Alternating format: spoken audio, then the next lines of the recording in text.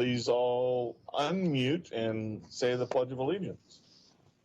I pledge allegiance to the flag of the United States of America and to the republic for which it stands, one nation, under God, indivisible, with liberty and justice for all. I tell you, we're going to get Tim's his hair rotary kind of deals for the Pledge of Allegiance in our next meeting, I think. And we have a serious problem with Tim's hair for the folks noticing. I thought he was going to have his haircut before today, but apparently not. Roll call, Sylvia. Mayor Mays. Here. Council President Rosner. Here. Councilor Rouse. Here. Councilor Garland. here. Councilor Young. I just saw Councilor Young in the lobby. Come in. She's here. Councilor Griffin Here. and Councilor Scott. Here. Thank you. Thank you, Sylvia. Of approval agenda, only one note. Under presentations, there's going to be a second presentation, a brief one from our police chief, Jeff Groth. Other than that, is there a motion to approve the agenda with that addition? I move we approve the agenda. Second. All in favor of approving the agenda with that addition, say aye. Aye. Opposed? Motion carries. Thank you, Council. We have a consent agenda this evening with 6 items on it. The first is approval of the May 5th, 2020 City Council meeting minutes. The second is approval of the May 19th, 2020 City Council meeting minutes. Item C is Resolution 2020-026, authorizing submittal of a Development of Land Conservation and Development, also known as the DLCD, Planning Assistance Grant to update the Sherwood Zoning and Community Development Code to comply with House Bill 2001. Fourth is Resolution 2020-027, authorizing the city manager to renew the intergovernmental agreement, Oregon Public Works Emergency Response Cooperative Assistance Agreement. The fifth consent agenda item is Resolution 2020-028, authorizing the city manager to enter into a contract with Intermountain Slurry Seal, Inc. for fiscal year 2020 to 2021 Slurry Seal program. And last consent agenda item is Resolution 2020-029, authorizing an amendment to the existing contract with Redflex Traffic Systems. I move consent. Second. Discussion on the motion. All in favor of approving the consent agenda as presented, say aye. Aye. Aye. Opposed? Motion carries. Thank you, Council. Moving on to citizen comments. In this new virtual world, pursuant to Executive Order 20-16, citizen comments must be submitted in writing in advance to be included in the record for this meeting. Email must clearly state that it's intended for citizen comments for this meeting and must be received at least 24 hours in advance of the scheduled meeting time. Sylvia will read those that have been received. Sylvia? Thank you, Mayor. So, Mayor and Council, we received 3 different items to read this evening. The first item is from Charles and Peggy Harvick with the Railroad Street Antique Mall here in Sherwood, Oregon. The letter is dated June 1st, 2020, and it reads, Sherwood City Manager, Mayor, and City Council. Why is the City of Sherwood picking winners and losers within the Old Town Business District through the proposed public right-of-way closure?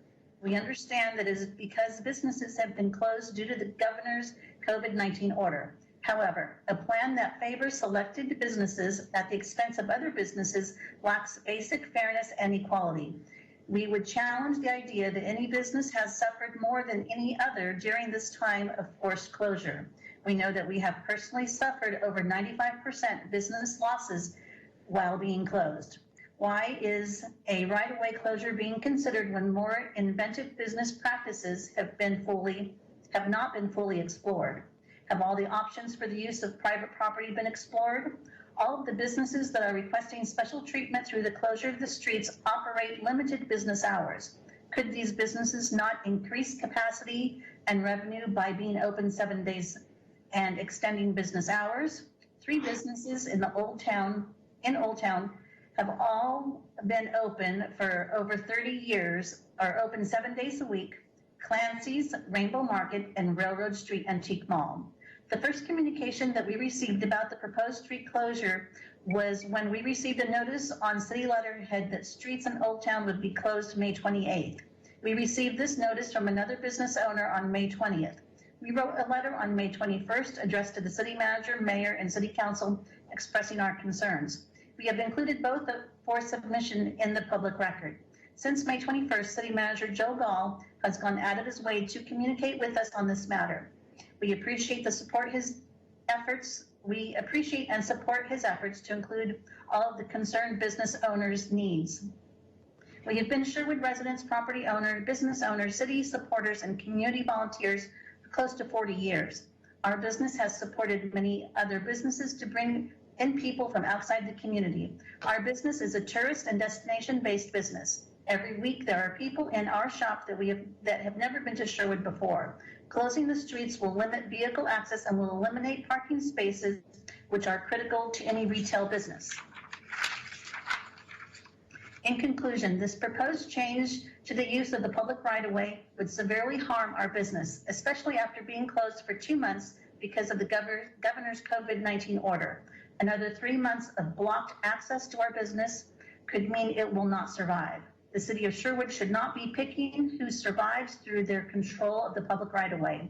We are completely opposed to changes in the use of the public right-of-way on Railroad Street from public to private use. Thank you, Charles and Peggy Harvick, Railroad Street Antique Mall, Sherwood, Oregon. The next letter was received from Rainbow Market, Jung and K. Yang. Hopefully I pronounced that accurately. This is dated June 1st, 2020, and it reads, Dear Mr. Gall, I hope this email finds you well. As a small business owner located in Old Town Sherwood on Railroad Street, I am writing to express my concern over this 3-month event that will impact our business and the community. Due to COVID-19, we feel that Sherwood should put the health and safety of the community first and not hold an outdoor event that encourages large social gatherings. These street closures also negatively impact our business and our customers' access to our store for a prolonged period of time. Closing the street for 24 hours a day, 7 days a week for 3 months is excessively burdensome and will put financial strain on our small business. We hope you will reconsider hosting this event in Sherwood and/or alter the date and times of the street closures. Thank you for your time and consideration. Best regards, Rainbow Market, Jung and K. Yang. The last and final item was received from Jennifer Kastler-Kuiper on June the 1st, and it reads to City Council members. First, I would like to express my appreciation to the city for working with the restaurants in the downtown core of Sherwood on a creative opportunity to bring together our community while supporting our restaurants as we begin to take steps towards a new normal under COVID-19 restrictions. As most of you know, I live in the Bowman House number 4 in a residential area of downtown Sherwood, and I look forward to being able to walk out my front door and within minutes be sitting under the night lights dining al fresco. However, I also want to bring to your attention the change in TriMet bus routes that I discovered on Sunday. TriMet buses have been driving down First Street and using the roundabout adjacent to my house to turn around. On Sunday, 4 buses came in the span of 30 minutes. On Monday morning, I work from home, buses came by every 20 minutes. Based on my recent conversations with Councilor Kim Young and the City Manager Joe Gall, it is my understanding that this is a temporary route for TriMet buses to travel during the street closure for the alfresco dining program, which is expected to continue throughout the summer. Adding a TriMet route with the consistent flow of buses to an already intermittent traffic mix that includes large delivery and dump trucks on First Street is quite disruptive. While I am happy to support our downtown restaurants with the alfresco dining this summer, could the city and the council consider a different route for the TriMet buses?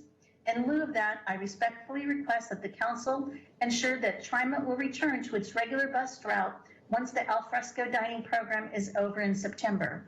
Thank you for your consideration. It is much appreciated. Respectfully, Jennifer Kassler-Kuiper. That concludes the citizen comments, Mayor. Thank you, Sylvia. Next, we will go to presentations. First, I will read a proclamation.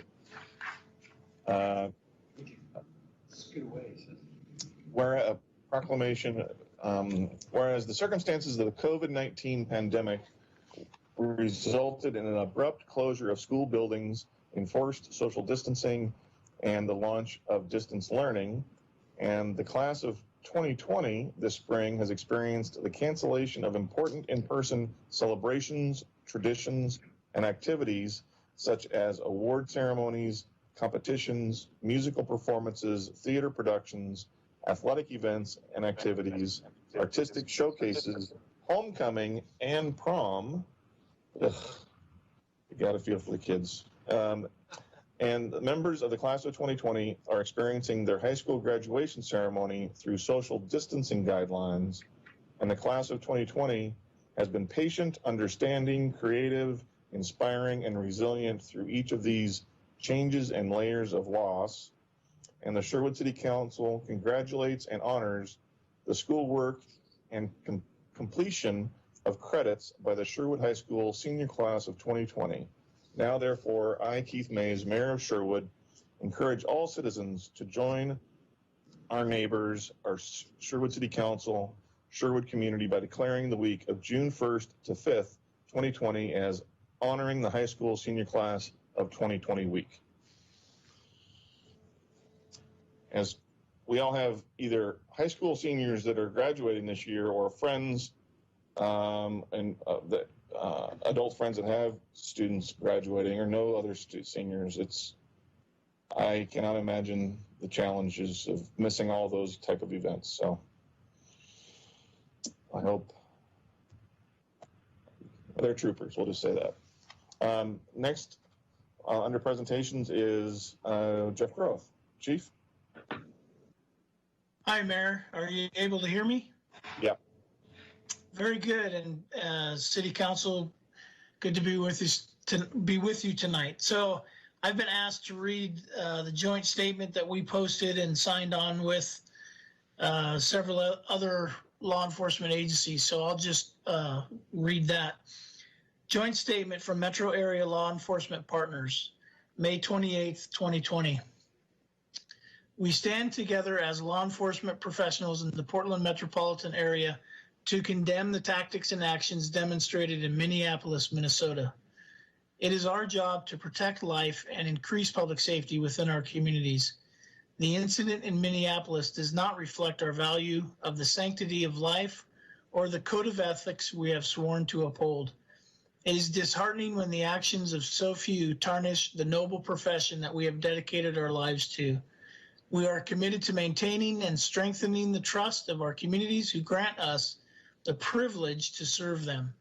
Sincerely, Washington County Sheriff Pat Garrett, Clackamas County Sheriff Craig Roberts, Multnomah County Sheriff Michael Reese, Portland Police Chief Jamie Resch, Port of Portland Police Chief Jason Wallace, Tualatin Police Chief Bill Steele, Tigard Police Chief Kathy McAlpine, Forest Grove Police Chief Henry Ryman, and Sherwood Police Chief Jeff Groth.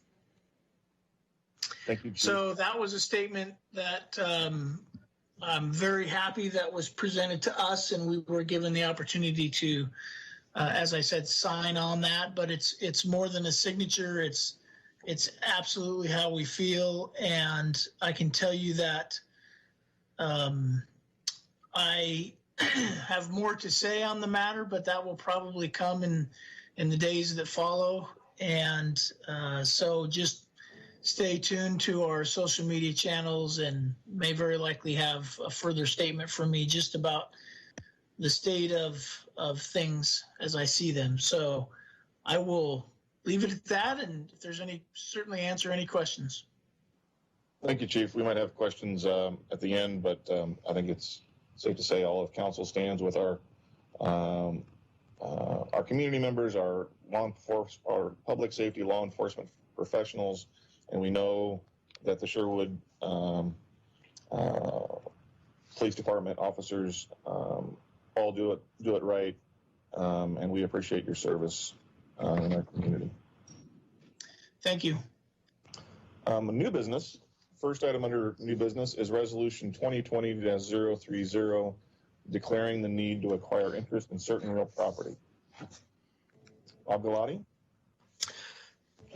Thank you, Mayor, members of the council. The resolution before you relates to our current capital improvement project for replacing the sanitary trunk line north of the city, portion of it. It basically has capacity and condition problems. It's listed in our master plan as a priority project. And we've been in the process of design and negotiations with property owners to replace what is existing with a larger pipe size.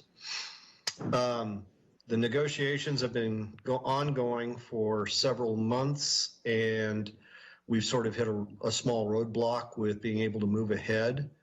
So the resolution before you is to authorize the city manager to basically give us, the staff and everybody, the authorization to proceed with acquiring the land use by legal methods. If you have questions about what that entails, what the process entails, I would request any questions be directed to Josh Soper, because he's got the handle on that, and I'll be taking my directive from him. So with that being said, my staff report is pretty complete. If you've got any questions about what we're doing or why we're trying to do this at this point in time, I'd be more than happy to answer them. Thanks, Bob. Appreciate the presentation. Questions for Bob or Josh?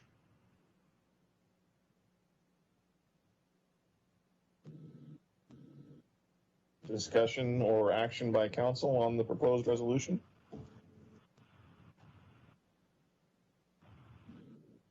I move resolution 2020-030, declaring the need to acquire interest in certain real property. Thank you, Renee. Is there a second? I'll second that. Oh, okay. Okay, discussion on the motion. Have this virtual pause. Hearing none, all in favor of resolution 2020-030, declaring the need to acquire interest in certain real property, say aye. Aye. Aye. Opposed? Hearing none, the motion passes. Thank you, council. Thank you, Bob. You're welcome. Item B under new business is resolution 2020-031, adopting city council goals and activities for fiscal year 2020-21. Joe. Good evening, Mayor and Council. Thank you. This item actually normally would have taken place back in March, but something called COVID happened. So just a little bit of background. Back in January, on January 11th, and then on February 29th, the council held a series of work sessions to basically revisit their existing goals and activities and refresh them for the new year. It was a very good discussion. Some of those goals are carried over from previous years, and there's some new ones that are included. We did not do this normally when we normally do this, because COVID kind of sidetracked everything, and we wanted to make sure that we did this publicly like you normally do. It is truly an opportunity for council to maybe comment on specific goals. It is your priorities as the elected body, and it's important that this get adopted each year. It's just a little later than normal. We use these goals, even though you did not adopt them formally until tonight, assuming you will adopt them in our proposed budget that was presented to the Budget Committee over these past weeks. Awesome. Thank you, Joe. Questions for Joe on the resolution. I'm excited about the new structure of it, as we discussed. I think it's going to be a good tool for Joe and his team, and certainly that's reflective in the recommended budget by the Budget Committee Council, and that this goals and activities were the foundation of changes to the budget. I agree. Yeah, I agree as well, and I just want to add that this is I really like the process we went through this year. It lays out really objectives and goals that we can measure and look back at the year and see how well we did. And in past years, we've tended to be a little bit more vague about goals, so I think this is awesome. I think it's a great way to move forward, and I'm hopeful that we can continue to refine this moving forward.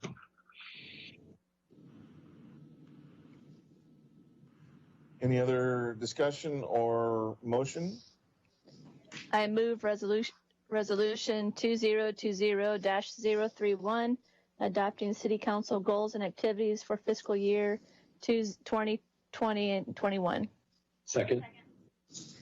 Thank you, Renee and Tim. Discussion on the motion? Hearing none, all in favor of approving resolution 2020-031, adopting city council goals and activities for fiscal year 2020 to 2021, say aye. Aye. Aye. Opposed? Motion carries. Thank you, council. Item C, last item under new business, is Sherwood Alfresco program, staff update and council discussion. Joe? Thank you again. So I'm going to introduce this topic, and then Julia and Bruce will also participate because they've been basically at my side trying to implement this over the last month and putting everything together. So this got added to tonight's agenda because 4 councilors requested a discussion and update about the program. You did receive some testimony and citizen comments about the program. So we just wanted to make sure we had a public discussion with you and provide an opportunity to answer any questions the council might have about the process we used, how we ended up where we are, and where we are going as we move forward. I provided a summary, or Julia provided a summary, kind of a program overview with some timelines and how we got here to the council. We also provided the special event permit application that we are assembling for the Old Town businesses that are participating in this, and then a participation agreement that Josh Schober, the city attorney, put together that is important for each participant to sign on to. And you received those last night. So this process started approximately about a month ago. In late April, we were approached by a number of businesses in Old Town that are in the food and drinking businesses, the wine bars, for example. Many cities around the country, as we come out of the closures, are coming out, and they have new measures in terms of social distancing. The state of Oregon, as many of you know, have very clear directions in terms of how restaurants and bars should reopen. So we were approached actually by the businesses about doing something that folks had seen around the country, utilizing space, sidewalk space, right-of-way space, potentially streets, to allow businesses to flow out from their existing footprint. The basic challenge for businesses that we've learned through this process in this category is because of the distances between the different tables, you can't get the same number of tables and patrons to operate as compared to pre-COVID. And for some businesses who are already struggling, it may make or break for them in terms of reopening. So we've been working with primarily our Old Town restaurants and bars over the last few weeks. We've looked at all kinds of different variations in terms of street closures. We can get to specifics with the council. I know you'll have some questions. But we've landed on a plan that we are starting to move forward today. Many people, if they drove into O-Town today or they following social media, they will notice that barricades have gone up on one block of Railroad. We've closed a block on Railroad between Pine and Washington. There is now a tent or a series of tents in the middle of the street for the businesses to use that portion over the next 3 months, the summertime period. You'll see barriers in front of Clancy's. Clancy's will not be in the street, but Clancy's will be using the public sidewalk to provide some additional tables along their frontage. The pedestrians will go around that, so they have to go out into the street, into the parking spot, and thus the barriers are important to protect restaurant patrons and pedestrians from traffic. That Milos is going to be doing something very similar in front of their building. They are also using the rear part of their building, doing a wonderful job putting a patio that they're assembling as well. And then the last business in Old Town that we're working with is Smockville over by the Arts Center. They already have a patio, but they are extending or asking to extend that patio onto some city-owned property, or we are working with them as well. We want to stress that although we've been focusing on Old Town, this is a program that we think we're promoting citywide. There are many businesses in Sherwood already that have patios. We want to highlight those businesses through the summer. There may also be businesses that are in a private shopping center, for example, that potentially could negotiate with their landlord or their property manager to use parking spaces in front of their business. If they reach that agreement, we will work with them, not through the special event process, but a temporary use permit process to allow that to happen. Just to allow restaurants and drinking establishments to actually reopen and hopefully do it in a way that makes sense financially for them. The other thing is everything we have heard from Oregon Health Authority and others is eating outside is actually much healthier or much safer. There's less risk to COVID in the outdoor environment than being inside. So that's why we developed the program, and initially the response citywide has been very positive. We got a lot of buzz today, both in Old Town from people walking, asking what's happening, to social media posts and questions we've got. So that's how we got here. We can get into very, very specifics and answer any questions you have specifically about decisions we made to make this work. Thanks, Joe. Quick, did you mention Smockville? They're doing something, right? Yes, and then Smockville will be expanding their footprint as well, basically extending a little bit further on the concrete patio that they already have. And then what's the arrangement with Symposium? Symposium has not approached us for any additional outdoor dining or area at this point. They have just opened yesterday their indoor facility. They may have enough seats because they have the outdoor out front. Kevin, the owner, said he'd reach back to us if they want to do anything different, but they have not contacted us yet. And we have not discussed the temporary drive-up window yet with them, but we will. And Mayor, hey, Joe, this is, I'm sorry, yeah, Joe, if I could. Go ahead, Council. Yeah, Joe, if you could just address, because I've gotten a few questions, received a few questions, just reassure people who may be listening about any kind of ADA or accessibility issues that may be out there, since we are kind of rearranging sidewalks a little bit. Can you just maybe address that really quick to let the folks know that we are still keeping that in mind at all times to allow people to still be able to walk through freely? Julia, do you want to address that because of the level of detail? Yeah, I mean, we're really not blocking site. We are providing those pedestrian accesses, and because of the way our downtown streets work, there's really no sudden curbs or anything like that. We are currently, the way the barricade is located near Pine and Railroad, It's to retain that ADA parking space in front of Old Town Dental and the building at the corner. We had explored relocating that ADA spot, and we may still, but based on the feedback that we received from some of those business owners, we didn't. We chose to kind of put the barricade there. And I will say this is still a work in progress. We know that there might need to be tweaks and changes as we go forward if there are issues or problems or needs. So we're going to be constantly sort of evaluating and tweak where needed if we're coming against issues.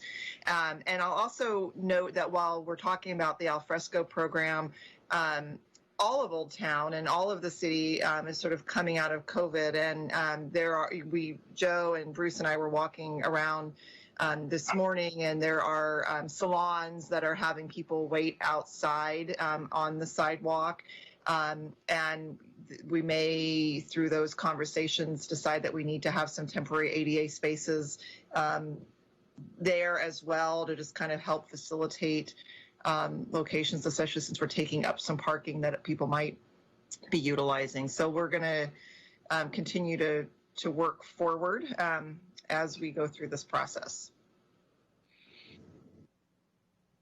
Councilor Garland, does that address your concerns?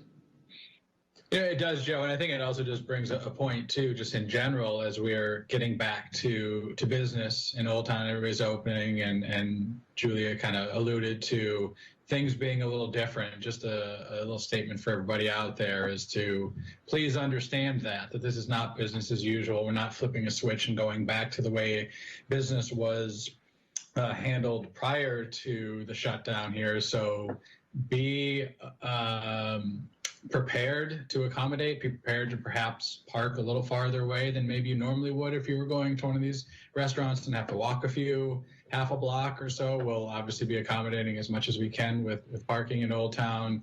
Understand that these restaurants and these businesses are adjusting their business model to accommodate the Phase 1 guidelines. They are not the ones making these decisions on the Phase 1 guidelines. These are directives from the state, from the governor's office. So please be patient and please be kind with all of these businesses, your servers, your, everybody you come across. Take it easy for a little while. Well, everybody's doing their best. So thanks. Great statement, Sean. And also, I appreciate staff's work to generally get agreements.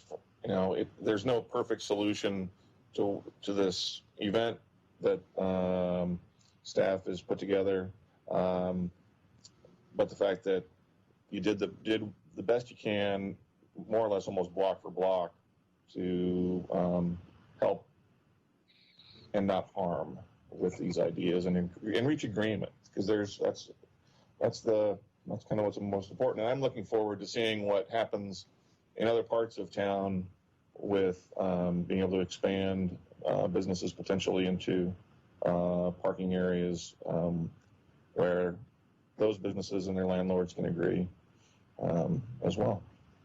And I want to piggyback one thing that Julia said. What you see today is not done yet. This is a work in progress. So additional signage directing people where they can park, additional signage to direct people to get to businesses in a different route, additional signage for pedestrians are all coming. It's just like everything we are doing in response to COVID, we're somewhat carving new territory. We've never done this before, and we're going to learn from it and make adjustments, pivot as needed. Yes. Joe, I was going to I think we are remiss in not pointing out that Kelsey is here in the meeting as well, and she's been instrumental in helping us navigate the SEPA program, because frankly, I've never done this before, the special event permit program, but she's also taking the lead on a lot of the branding, and she'll be working on the signage as well. Awesome. I just wanted to jump in, and I know a few of us can you guys hear me?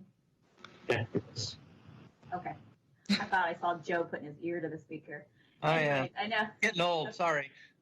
A few of us requested this work session, which I think was a great time to get an update with all of council together. I know we've all had our individual conversations with Joe, just get updates. But it's kind of nice to all hear the same data together. And I think we, or at least I, just wanted to make sure, and it sounds like that we have explored every option possible for that second block of Railroad Street. And it sounds like with the letters that we've gotten from Rainbow Market and the antique store, and I also had a conversation with Charles from the antique store myself, that they just have a huge concern that their businesses would be hugely negatively impacted were we to close that second block. So I know we have worked with that Milos to accommodate them. And in my understanding, do they have more sidewalk space in front? Are they going out in front of the insurance company as well? Yes. Yeah, that's the plan, is that the way the insurance company's door is, it's actually kind of on the far, the eastern side of their building. And so we believe that we can put a block off the sidewalk close to the insurance company's entrance and at least get at least one more table, possibly two. So yeah, we're really trying to accommodate as much as we can without negatively impacting those other businesses. Right. You know. Because by the looks of it, they're taking a larger percentage. They will have a larger percentage of unavailable tables compared to our other, but I'm not sure what the other options could be. Right.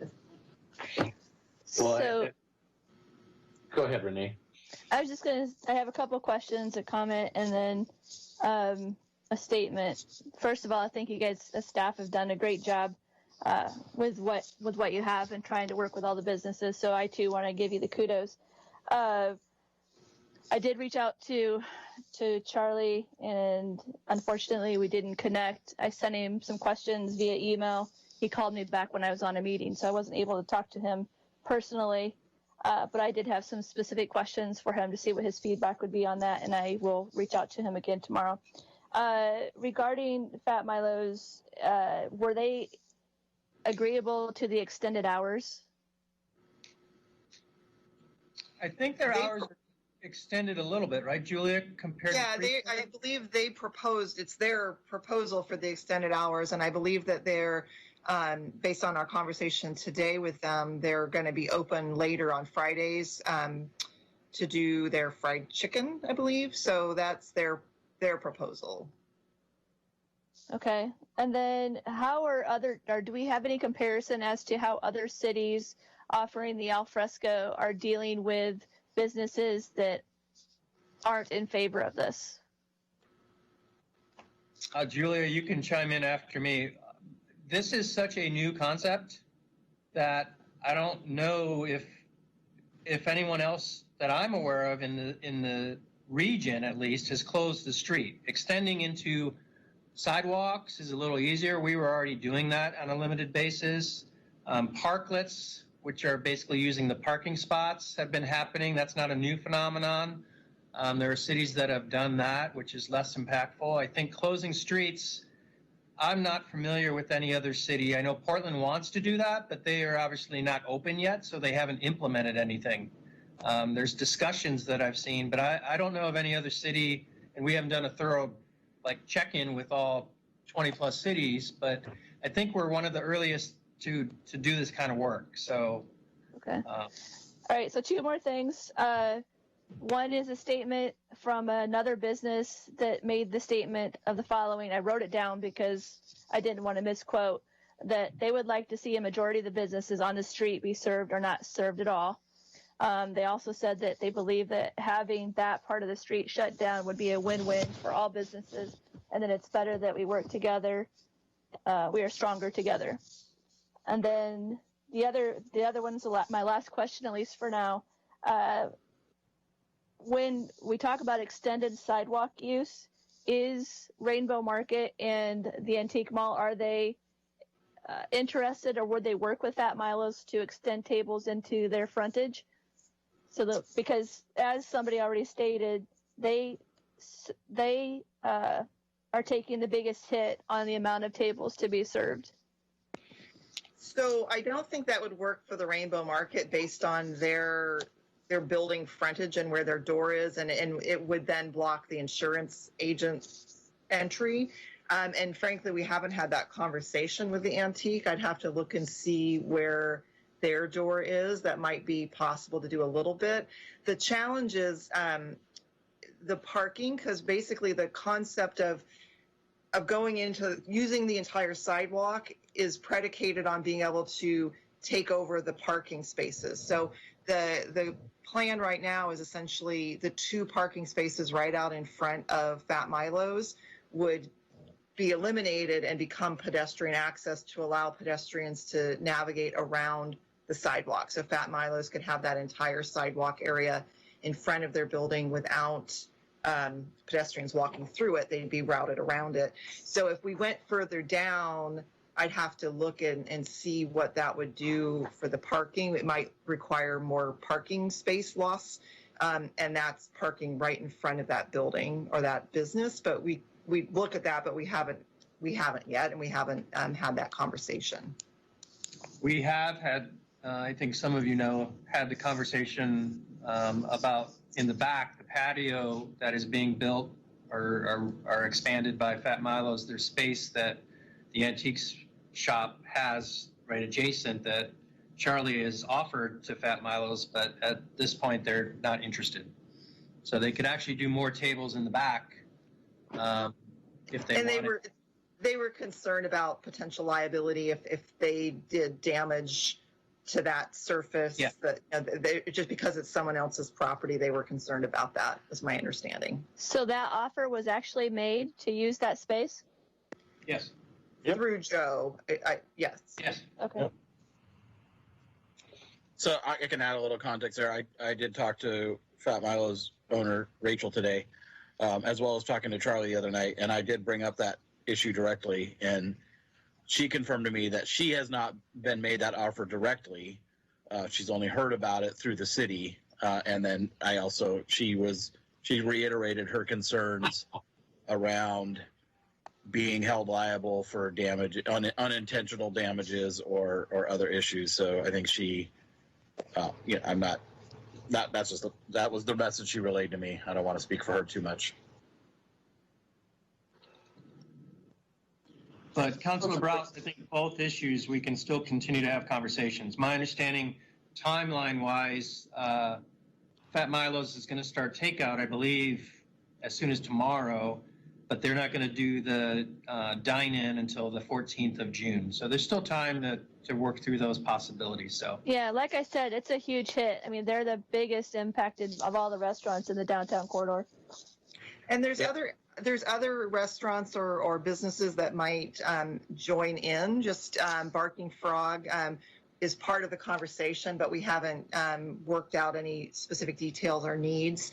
So there might be others that sort of are added as we become aware of them or become aware of their needs or ideas. Again, this is really more about al fresco, but I've told my staff that, as Councilor Garland said, we are accommodating. We're really trying to help every business be successful.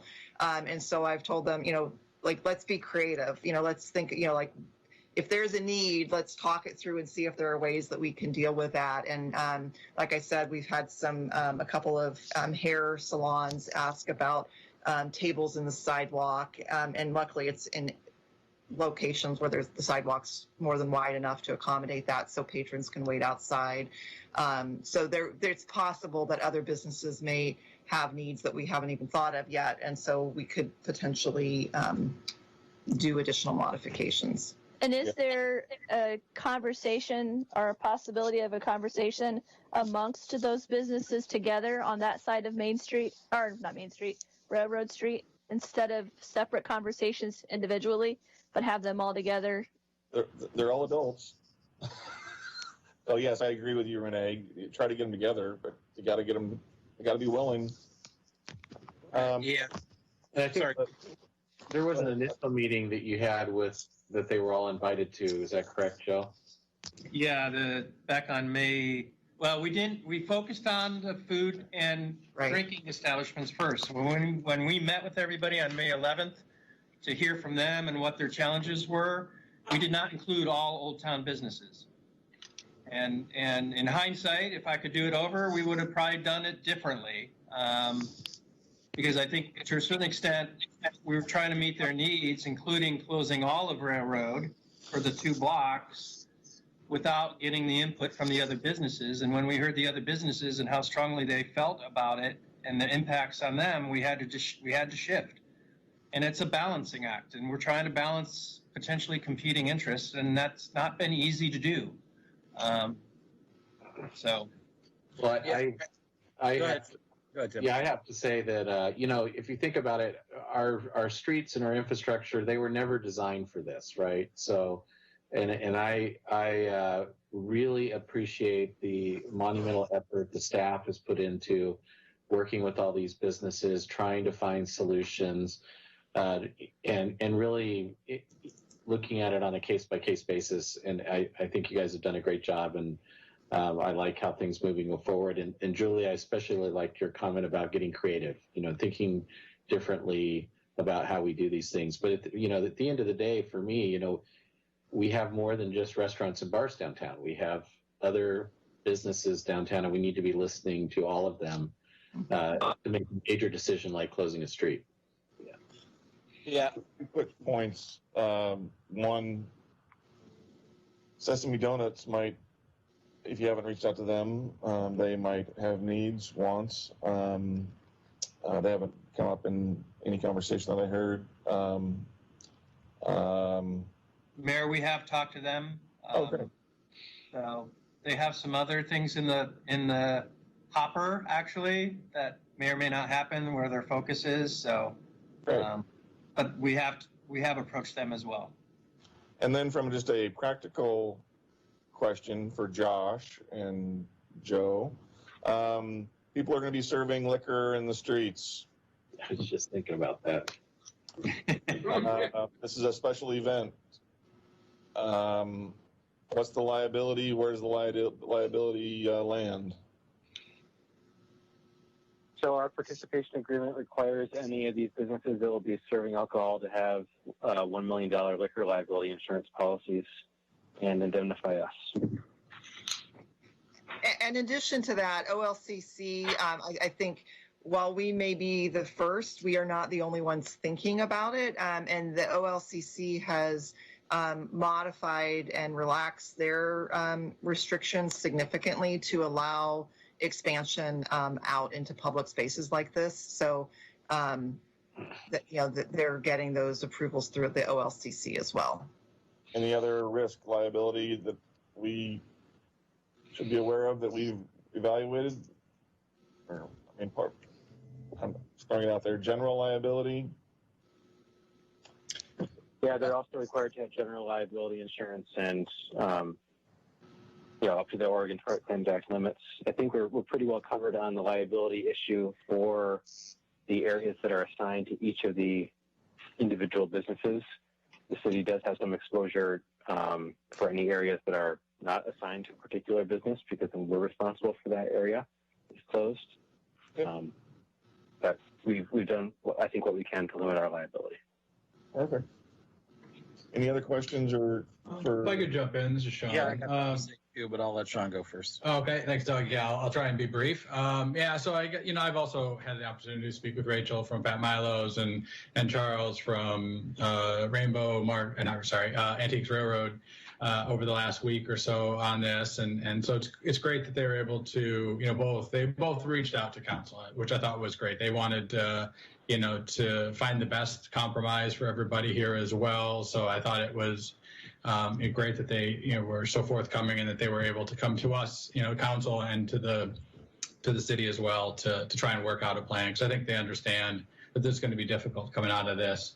In my grand vision of what it would all look like, I would love to see all of Railroad closed, to have this nice plaza, having Railroad Street in Old Town be the renaissance of our reopening, have it be the central just gem of where everybody, kind of the hub of the summer. I'd love to just see that, just envision that as being this this great area. But at this point here, it looks like that we've got some businesses that just really are not on board. And so I know we did some work, and it was alluded to earlier that we asked the restaurants to project what their pre-COVID business seating capacity was going to be, and then with the new modifications, what their post-business tables would be. And I think Kim and Renee have referred to the fact that Fat Milos is definitely the one that's going to have the least amount of tables, biggest impact to their business. I would have liked to have seen some information on Rainbow Market and Antiques Railroad, what their projected impacts are going to be after COVID and with a potential road closure. We've heard anecdotally from them saying that they're going to be severely impacted. I don't think we actually saw any numbers. I think we just kind of took them at that they were going to be impacted. And I would have liked to have had a little better understanding of why they think they were going to be impacted, but we didn't get that information. And I think at this point, probably too late for that. But speaking of creativity, and one idea that I've thrown out in the past, and I know, Joe, we've talked about this, and it's perhaps a pie in the sky idea. Last Hail Mary effort on Railroad Street my proposed idea was to take a straight line out from Fat Milo's and potentially even, I think it's called Sprinkles of Joy right next to it, all the way out to the street, have basically a partial closure in the middle of the street, having Washington open on one end and Main open on the other, having vehicular traffic that can come into Railroad both sides, allowing for Rainbow Market to still have available car traffic and delivery trucks, having the Antiques Railroad shop having vehicles, which seems to be one of Charles's biggest concerns, is vehicles being able to drive up, restriping those streets to have head-in parking so people can get in and out a little bit easier. I think the road potentially might be wide enough to accommodate either head-in or diagonal. But if we're talking about trying to be creative, I'd like to see if we could maybe make that work. But I think that's it. Yeah, I'd kind of echo that a little bit. I think I've been racking my brain for the last several days, and I think I've probably thrown 3 or 4 different proposals over to Joe about, well, what if we closed, and some of them were not mine, but what if we just closed to Fat Milo's, then, the Railroad Antique still has their vehicle traffic and parking. And I did talk to that about Charlie and he said that would be an absolute killer for him. I don't necessarily agree, and he didn't have any data, and I asked him for it. He didn't have any data that supported that. It was an opinion. But I was, then I thought, well, what if instead we left Railroad open, but we closed Washington to the alley, and maybe Fat Milo's could use some space there, and so could Clancy's. And I think that's an idea. And I think of the idea you just threw out, Sean, I think is another idea. I think I had the other idea of what if we closed the actual intersection of Washington and Railroad and that center square where so you couldn't drive through there. And so there's a lot of things I've been racking my brain on, and I think at the end of the day it comes down to the fact that we don't have good data. No one has good data to say who's going to be impacted, how much. It's all conjecture, but we can't. We're in a position where there's no good options, and we're trying to pick winners and losers, and I don't think that's right, and that's very challenging to know how to go, which direction to go there. But I'm frustrated because we can't find a solution that works for everybody, and it just is what it is. So Tim, last comment on this. Yeah, I would add to that, when it comes to finding creative solutions, I don't think the city is bending over backwards to try to negotiate, work with people, and find solutions that work. But I would also encourage the businesses out there to think differently about this. Like, if you have a hair salon that has people waiting outside at tables, maybe they partner with a restaurant to give them a place to sit and maybe have a drink or a snack while they're waiting, or exchanging coupons. Work together to find ways to make it work for everyone on your block. I think there's a lot of creative things that the businesses could be doing. And I know some of them are already thinking about those types of things, but I think there's ways that they can work on bringing folks together to more holistic solutions. Thanks, Tim. And I don't believe we're creating any losers. We didn't bring the pandemic. We didn't set the state rules on how to operate. City staff is bending over backwards to try to do what is possible, without doing harm. I think the solution or the comment on Fat Milos and their being short on seating is addressed immediately once they simply have a conversation with their neighbor about using more of the back patio space, which folks say has been offered. And if they think there's a liability concern, that's what insurance is for. So I think the plan is the best scenario, and there might be some tweaks and lessons that can be learned, but I greatly appreciate staff's effort on this point. And I look forward to having some great food on patios and sidewalks, and even inside when you can get one of the few seats inside on a rainy day. Can I just clarify my remark? I didn't mean to imply that we were picking winners and losers, only that at times it felt like we could be with different decisions. I don't think that we are. You're right. We didn't bring this on, and thanks for correcting me, because I didn't mean to imply that. Awesome. Thanks, Doug. So we'll move on to item 9, public hearings. Sylvia, would you like to read our required reading? Yes. Can you hear me okay? Yeah.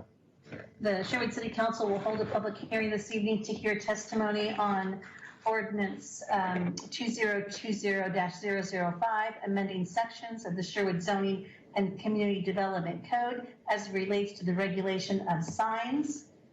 The public hearing this evening will be conducted as follows. Staff will present the staff report. Questions, if any, by the City Council for staff. Will we receive any written testimony? We will then open the public hearing for testimony, and written testimony will be limited to 4 minutes. At this time, Council, I have not received any written testimony for this agenda item. The public hearing will then be closed. No other comments will be heard or received. Final comments by staff, questions of staff, if any, by the council, followed by discussion by the council. This is the first hearing before the City Council on this item. Generally, the council will hold 2 hearings prior to making a decision. A second hearing on this item is currently scheduled for the July 7th, 2020 meeting. However, in accordance with the city charter, council reserves the right to make a decision at the close of this hearing by a unanimous vote of all city council members. Mayor and council, the rest of the statement I'm not going to read because it basically is for holding a public type of a meeting. At this point, like I said, we have not received any written testimony. Thank you, Sylvia. Erica. Great. Thank you, Mayor. Thank you, Council. So tonight before you in this ordinance are some proposed amendments to the city's sign code ordinance.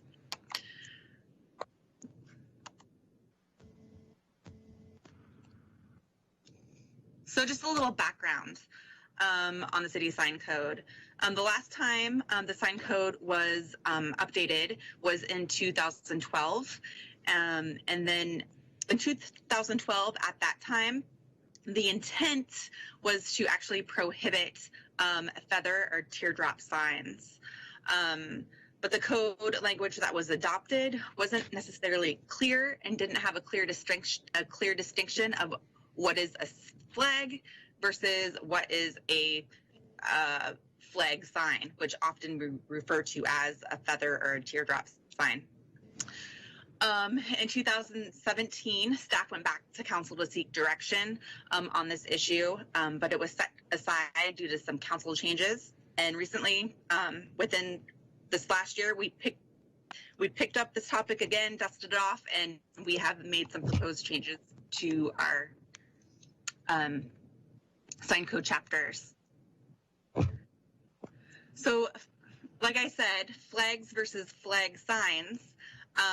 In the proposed amendments tonight that you have before you, we have a new defined definition of what a flag is.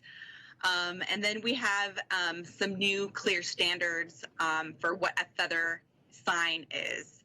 And a feather sign is often referred to as, a teardrop sign or a feather banner sign. And you can see a little picture of what one looks like down below on that slide there.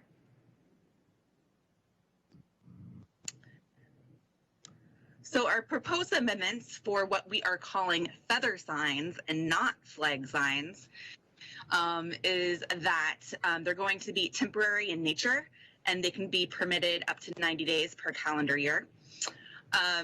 They are permitted only in the commercial and industrial zoned areas, except within the Old Town Overlay District. They will be prohibited. We regulate the number, height, and location of these signs within the code, and we administer these feather signs as a type 1 application under our temporary sign code permits. Next up on some changes that we have proposed this evening has to do with signs in our institutional public zones. And this came about is because going through our code, we learned that we didn't necessarily call out signs in the institutional and public zone area. So what we have developed here are some standards for signs in these zones. These signs are not to exceed 100 square feet across a maximum of 2 building elevations and shall not be larger than 20% of the size of the wall on which it is located. And then properties would also be allowed 1 freestanding sign not to exceed 36 square feet. We did allow for some extra criteria that would allow for some flexibility for properties adjacent to collector or arterial roadways. And that is when buildings are located at least 100 feet away from the right-of-way. This would allow the sign area to increase to a maximum of 150 square feet, or the sign may not be larger than 20% of the wall area on which it is located. So that provides some flexibility there for those types of properties and buildings that are, pretty far away from an arterial or collector roadway. And we added that in because, we heard from the Sherwood School District. They came in and went through a variance process to receive their sign approval for that building because we didn't have any set standards in our code that related, that could relate or allow their proposed sign on the new Sherwood High School. So when we look at our amendment criteria in the code, the amendments have to be consistent with our comp plan and applicable state and regional regulations, which these amendments are. And there's a community need for them. We have heard that over time. And the proposed amendments do not affect the city's transportation plan, so that section of the code is not applicable. A little bit about our public engagement and noticing for the proposed amendments. We held a planning commission work session in the fall of last year to really talk about these proposed amendments and to get their feedback on what we should be proposing. We created a project webpage on the city's website in early February of this year. We sent out notification to the Sherwood Chamber of Commerce about the proposed amendments and provided a copy of these amendments to the chamber to have them email out to their email list. And then we have met all public noticing requirements as well. And I just want to mention too that at the Planning Commission meeting that was held on March 10th for their recommendation, we did not receive any public comments at that hearing. So just a little bit about future enforcement. We're going to need to be proactive, to ensure consistency and fairness. We might get some pushback from business owners about the proposed new standards. But we're really going to be focusing on education and compliance over if these amendments are adopted. and really have a 2 to 3 month education campaign about feather signs. So staff, our recommendation this evening is we respectfully recommend the City Council to conduct the first reading of Ordinance 2020-005, amending sections of the Sherwood Zoning and Community Development Code as it relates to the regulations of signs. And with that, I can answer any questions that you may have. Thank you. So we're opening and closing the public hearing portion of this because we didn't receive any public comment in advance. We will have a second reading of the proposed ordinance. Erica, did I clear that you said that the proposal would permit these feather signs in both commercial and industrial? Correct. So it's not a shock. I've been very vocal on how much I don't like these signs, and I wanted to respect the actions of the original intent to prohibit them. And my perspective was willingness to support a grant from our community enhancement program to replace folks that have a feather sign with an A-frame to help mitigate the transition. But I'm a big, certainly not in industrial areas. I don't believe it's relevant in industrial at all from a feather. And from an enforcement standpoint, I'm concerned with the proposed language saying up to 90 days per year. So now we have to have a code enforcement person tracking which days these darn feather signs go up. That just sounds like a nightmare. If we're going to allow them at all, my perspective would be you could put them up once a year for up to 30, 60, 90 days. Much easier on code enforcement if we allow them at all. I would agree with that. I can't imagine they have them up for 5 days this month and 6 days next month and keep them track of that 90 days. Right, every Friday and Saturday for 45 weekends a year. Great. Erica, correct me if I'm wrong, but I believe that it's no more than 90 consecutive days. So I don't think you get to split the 90 days up. I apologize. You're right. It does say 90 consecutive days. So it is once. That's the intention there, but I think that you've identified a good point that we could clarify that language a little bit. Let's make it clear that it's one consecutive period. If you don't use the whole 90 days, you don't get to do another consecutive 30 days later on down the road. And that's how we currently implement our temporary banner signs now, is that you get a permit, you're allowed to have it up for a maximum period of 90 days.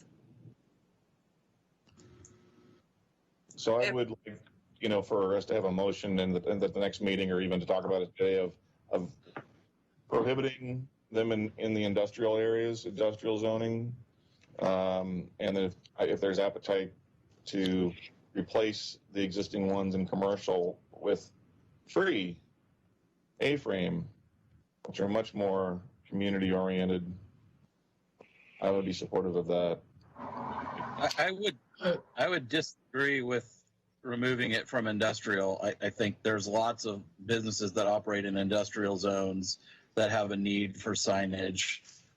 You think about all of those little places off of Tualatin Shore Road that don't have street frontage. I mean, they're no different than a commercial zone business, other than the zone that they're in. While I'm on the mic here, I'm not in favor of this ordinance as written. I agree with the ban in residential outright. I agree with ban in Old Town. I agree with strict limitations on the number, size, location, etc. Personally, I'd be in favor of allowing these types of signs in industrial and commercial zones with that set of restrictions, throughout the year on a permanent basis, because I think these are very effective for small businesses. I think, big businesses don't need them, but a lot of small businesses, particularly those in locations that don't have good street frontage or street visibility, this is a very cost-effective manner for them, and so I'm not in favor of this. And I'd like to jump in if I could. And maybe even just a bigger topic on this, just from a sense of timing.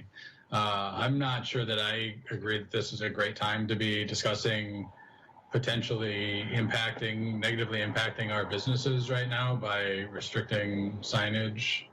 I'm not sure how quickly we would move on this and how quickly it would go into effect, but I think with some of our businesses trying to recover from the impacts of being shut down for a little while, I don't know that I'm necessarily in favor of doing anything right now that's going to potentially harm their businesses. Sean, timing is an excellent point. Certainly don't have to. We can start whenever you want to start if we act on it this year. Or maybe that's a good point. I was also thinking about the same thing, Sean, that maybe making sure that Joe with his emergency powers can use his discretion during times like this to allow businesses to do things he wouldn't normally allow in terms of signage.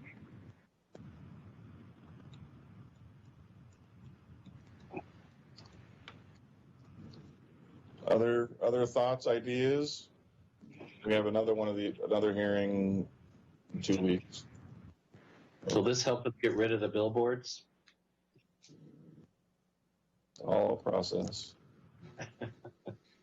I don't think this necessarily helps or doesn't help the billboard question.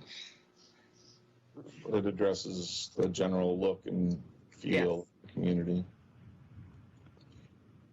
And this is slated for the July 7th council hearing. One other question that I had for staff and council, is there any concern about flags? You can't regulate what flag people fly. It could be literally anything. And the language that's in here means a flag is an outright permitted use with certain size limits in residential and business. But if this was adopted and if somebody wanted to put up a rather vulgar flag in their front yard, it would be allowed. That kind of, or in front of a business, but that would harm their business. But any concerns about the tiny fraction of people that might pull that kind of a trick? Is there another solution that could give staff some management over that inappropriate behavior if it ever happened? I'm not really interested in getting into a First Amendment thing here. Yeah. If that's where you're headed with this. No interest. Well, First Amendment's First Amendment, but you don't have to. If you don't want to make a type of sign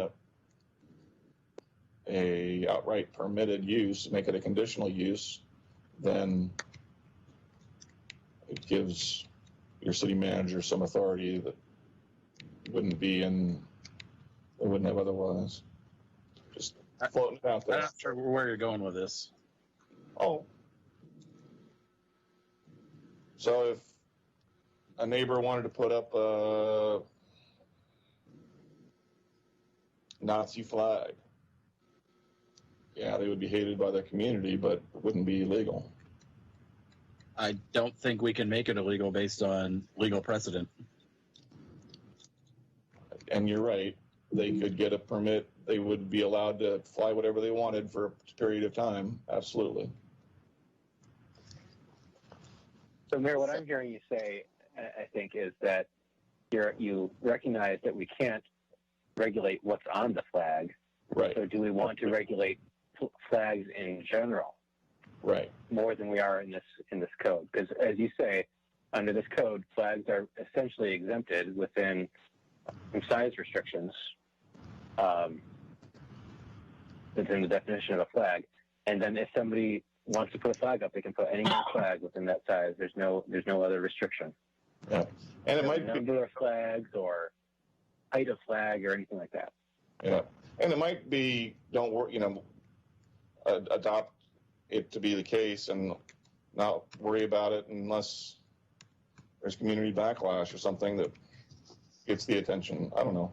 Well, it's interesting because I think that that question, if I remember correctly, was posted on a Facebook post within the last few weeks, where a neighbor in their backyard had a flag that had some what I would consider obscenity on it, and it was taken that way by the neighbor, and there's nothing that can be done about it.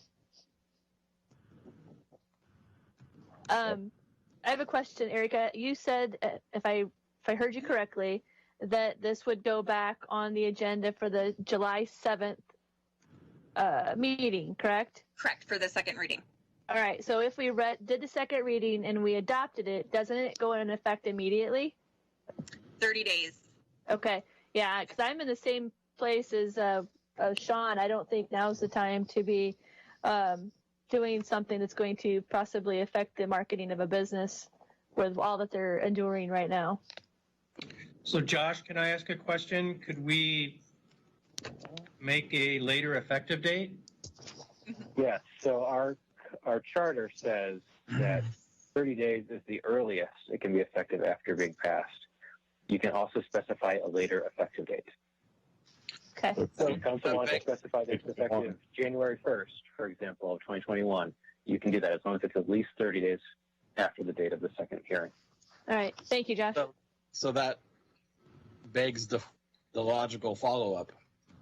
So we don't want to hurt anybody now, but we're okay hurting them later, which is back to my original point, and I'll leave it there. That's a good point. I would like to ask a question, if that's okay. Yeah. So, Erica, you said it was going to be. Is it already a Type 1 process for the permit? So right now we don't have a process. So it's free. They can just put up the flag. And how much is the Type 1 permit going to be? It's $150. So that's an additional, potential burden that we're putting on someone in a small business who wants to put up a sign. Now we're going to regulate it and charge them a $150 fee. Was there a fee before? It's a nightmare. So just to be clear, as Erica mentioned, it was intended that they not be permitted, but because of the lack of clarity in the code and the flag versus flag sign definition, it hasn't been enforced because we don't believe it's enforceable. So we are trying to clean that up, and through the cleanup, we're saying it's not prohibited in all situations, but it would require a permit similar to the banner permit. Okay. We have a permit for the banners. That's correct. So is it the same price for the banner permit? Correct. Okay. All right. I'm fine. All right. Anything else for the good until we can move on? Any other comments or questions of staff? Yeah, I'd like to weigh in real quick, Keith, on the sign code. I guess where I'm at with this is I'm having a little problem with allowing it. It should be even-handed across the different applicable zoning here, commercial and industrial. I think that to address what Councilor Scott was talking about too, it's kind of what I see happening right now is one business will put up 4 flags, and then the next business puts up 4 flags. It's like, okay, this is the new way of doing it. It just kind of the problem kind of compounds in terms of the number of flags out there. If everyone is pulled back, I think the impact's not as big as if you have one person doing it, one person not doing it. So I think it just needs to be even-handed across the different businesses, whether you're in an industrial zone or a commercial zone. So everyone's kind of at a level playing field there. Like I said, because I like A-frames better than these flags, I'd support a grant to give businesses, small businesses, large businesses, an A-frame through our community enhancement program. But stuff to chew on. Moving on, city manager report. Yes, Mayor and Council, a couple things just about reopening, just for the public. So we did start reopening yesterday. A few of our city facilities, public counters, so the community development counter, the lobby in the police department for citizens, and the lobby over at utility billing and public works have all been reopened. Only for a half day, only for mornings. We'll probably expand that. We have not seen a deluge of people coming in so far. As we gradually reopen next week, the two areas that we're looking at, our court is backed up. We have lots of folks that need to go see our judge. So to get through that backlog, we are shifting the court operations from the City Hall facility over to our vacant art center. It's a much better, larger facility, and we can kind of consolidate. We're doing 4 days of court a week for 3 weeks in June, and a lot more space for social distancing and things like that. So that will reopen starting next Monday. And then I know the library is working on a plan, and I think their first phase, which also may start next week, is to start allowing curbside pickup of holds. I think the number in the county system is about 11,000 holds that are sitting from when all this started back in March. And folks will be able to pick up those holds if they're still interested, but we're doing it in a very slow, methodical way. So, and we will continue to, as things progress, gradually reopen. So I don't know if there's any questions on any of that. Chief, are you still on the call? I am. So do you want to talk about what we learned this morning about the march on Thursday here in Sherwood? Sure. So it's been somewhat frequently posted. I was looking for the right word. Anyway, on social media at various places, including ours. But so Thursday at 3 o'clock, there will be a protest march from Stella Olson Park to Cannery Square in Sherwood. We have reached out and had contact with the organizer, and his intentions are very, very clear that this will be a peaceful march and just an opportunity for Sherwood folks to take part. And we are coordinating with the organizer, and we'll have plans in place and are looking forward to a very nice, peaceful, law-abiding event. I have zero concerns about anybody in Sherwood that's involved with this. Hey, Chief, if I can just jump in, this is Sean. I've seen that there are some posts there saying that time may actually shift a little bit. So I know it originally was planned for 3 p.m., but it may shift to a later time after work so more people can participate. So I would just say keep an eye on social media if you're interested.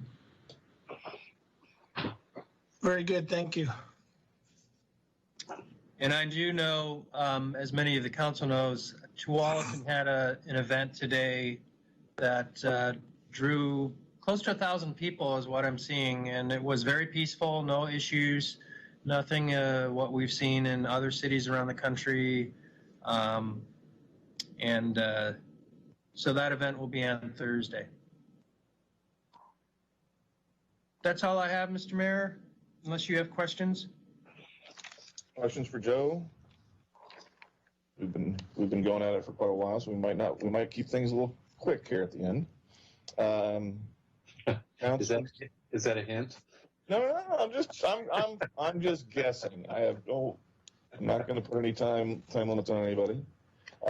Announcements from council. Who'd like to start? I just have one quick one for YouTube land out there who hasn't seen yet, but YMCA is reopening on Monday, June 15th at 7 a.m. They will have all social distancing precautions, cleaning precautions, and whatnot. But what won't be open is child watch, showers, and pool access. and they won't be doing their in-person group exercise classes. So just look on their website, look at your email if you're a member. They sent something out today. And they also have summer camp starting June 15th for children pre-K through grade 12, and information for that's on their website. I'm done. Thanks, Kim. Next. I'll go. So this is Doug. I have a couple of things for Planning Commission. Planning Commission meets next Tuesday, a week from tonight. It is a virtual meeting. The protocols for attending it virtually are the same as for the city council meeting. So go online at sherwoodoregon.gov and check all that out and get online and watch that. There are 2 public hearings. So if you want to submit testimony, it's the same process. You have to submit it in writing 24 hours ahead of time, clearly marked as testimony for one or both or the other of the public hearings. Those 2 things are text amendments to the industrial land use districts to allow hotels and lodging in certain industrial zones. And then secondly, there's a public hearing on a land use public hearing for a conditional use permit and some subdivisions and other variances for the Tualatin Sherwood Corporate Center, which is a 500,000 square feet kind of employment industrial complex on Southwest Sipple Place. And then one last announcement. My daughter Allison did graduate from Sherwood High School this week. So just want to shout out to Allison and all of the class of 2020. And thank you for the statement earlier. It's definitely been a rough spring for all of them. I know Councilor Young also has a high school graduate this year as well. So shout out to all of them. Here. Who wants to be next? I guess I'll go ahead and jump in real quick. This is Sean. Real quick, I grew up in Minneapolis, so I'm, seeing what's going on there. It's killing me. That's my hometown, and to see everything that's happened there has been really tragic. And then to see it carry over here into Portland and Washington, D.C., and everything that we're seeing everywhere. I know people they're angry, they're scared, they're nervous, they're mad, they're sad. I mean, it's really, really tough time. So I'm just going to, throw it out there, everybody, try and bring it down a little bit. Put yourself in everybody else's shoes for a little bit. Try and understand what people are going through. We can get through this. And I think, one of the other things we're all very enthusiastic about the reopening of our businesses here in town, and a lot of the events of the last few days have kind of overshadowed the fact that we are still in the middle of a coronavirus pandemic. And I really don't want people to forget that. And while I certainly encourage everybody to get out and support our local businesses, please do it safely. Please wear your masks if you have them. And you cannot practice safe social distancing. We're not out of the woods yet, folks. We're still, the cases in Oregon are going down. And I think that's due to the efforts of the Oregon Health Authority, Governor Brown, and really all the citizens in Oregon. And Sherwood has had an extremely low number of cases. Even per capita, our cases have been lowest because I think that we have done a great job here, Joe and the mayor, extending the first implementing the executive order to shut things down as early as we did. I think what was brilliant, and I think we were ahead of the curve on that. And I think that had a lot to do with changing the attitudes of our citizens. They saw that we were taking this seriously, and so it's not time to let up yet. So please go out and support our local businesses. Get out there if you feel safe. If you don't feel safe, don't go out. Nobody's telling you have to go out right now. My family's not changing our plans. We're still quarantining at home, so no shame in that if you don't feel like going out yet. So, I've rambled for a bit. Just be kind, be nice. Let's all do this together, okay? Thanks. Thanks, Sean. Well said. Renee? I don't really have much. The Library Advisory Committee and the Senior Advisory Committee did meet, but they're all just trying to keep their business as they currently know it going. But I do want to give kudos to Maya and the staff because their numbers of the people that they're serving and the programs that they're doing are over what they did pre-COVID. So they're still doing amazing things. So that's all I have. Awesome. Thanks, Renee. Russell? Oh, I'm sorry. I was the one who said I had no comments. Ah, very good. It's a first. I'm marking the calendar. Shocking. I have and I have a graduate too. So Kim and I and Doug, we all have graduates, and tomorrow's my drive-by graduation. I can't wait. Well, I shock you because I have 2 graduates. Oh, that's true. No, I have 3 because my wife is also graduating. That's right. Right. All right, and Tim's got nothing. I'm kidding. Go ahead, Tim. I just have a couple of things. Well, first of all, Sean, I really appreciated your comments about what's going on in Minneapolis and the rest of the country, and I couldn't have said that better myself. And we all need to take a deep breath and step back and maybe walk a mile in other people's shoes. And the way you wrap that up, be kind, was perfect. I would also like to give a shout out not only to our seniors who are graduating, but all the parents who have had to learn how to become teachers at home and work with our professional teachers at the school district. I know it took us in our household a good couple weeks to get into a groove with that. It's not easy. I have a huge respect for what teachers do every day, and just a big shout out to them and all the parents out there that have made that work. School's almost out. Can't wait. But anyways, just shout out to those folks. Just on the business side, real quick, the last month and a half has been pretty busy with the League of Oregon Cities. I'm on the Finance and Taxation Committee, the Transportation Committee, and the Telecom and Broadband Committee. We wrapped up all of our business in terms of making recommendations to the LSC board on what the agenda should be, or what we're recommending it should be in terms of LSC's lobbying efforts on behalf of cities in Oregon to Salem as we enter the long session next year. Keith, you probably got to see that in the board meeting since you're on the board. But that is that ballot. So all of those are going to be put on a ballot and sent out to the cities for us as a council to collectively vote on. So Joe will need to schedule a work session to go over all that, so we can get our input to the state. So, but it was, we had a lot of great people on the committees this year. They did a lot of really good work, and I'm excited for you guys to see the results of that work. And that's all I have. Awesome. Thanks, Tim. Yes, it's exciting to be in phase 1.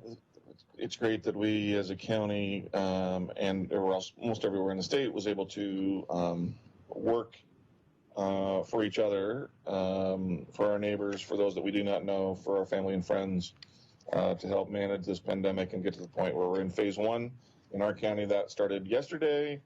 2 weeks or 13 days from now, we'll see what the data shows and see if the county believes that we can apply for phase 2, which would be just short of 3 weeks from now.